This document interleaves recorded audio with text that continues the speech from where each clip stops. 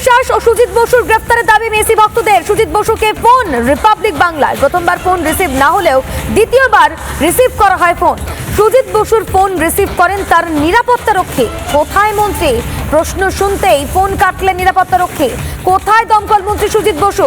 মানুষের টাকা ফেরত দিতে হবে বলেই কি গায়েব মন্ত্রী?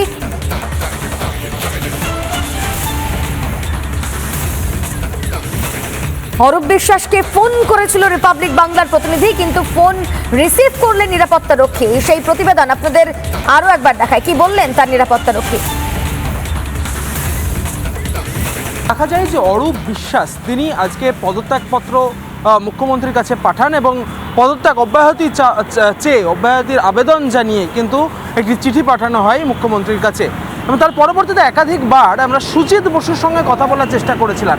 দিনভর একাধিকবার আমরা সুজিত বসুকে খুঁজে বের করার চেষ্টা করেছিলাম যে সুজিত বসু কোথায় লুকিয়ে রয়েছেন, কিন্তু তার খোঁজ পাওয়া গেল না। চেষ্টা করব, সুজিত বসুকে ফোন করার চেষ্টা করব যদি কোনোভাবে তার প্রতিক্রিয়া পাওয়া সম্ভব হয়। সুজিত বাবু, সুজিত বাবু, ইন্দ্রাশিস বলছি রিপাবলিক বাংলা থেকে। দাদা একটু ব্যস্ত আছে। কখন যোগাযোগ করা সম্ভব হবে? আর গাড়িতে উঠে বলছি, যদি ফোন করতে পারে আমি ধরে দেবো। আপনি কে বলছেন? আমি ওনার সিকিউরিটি বলছি। আচ্ছা, উনি কোথায় রয়েছেন এই মুহূর্তে? ফলত এই যে গোটা ঘটনাটি ঘটলো তার পরবর্তীতে সুজিত বসুর সঙ্গে একাধিকবার কথা বলার চেষ্টা করা হলেও, তার সঙ্গে যোগাযোগ করার চেষ্টা করা হলেও সেটা সম্ভব হয়নি।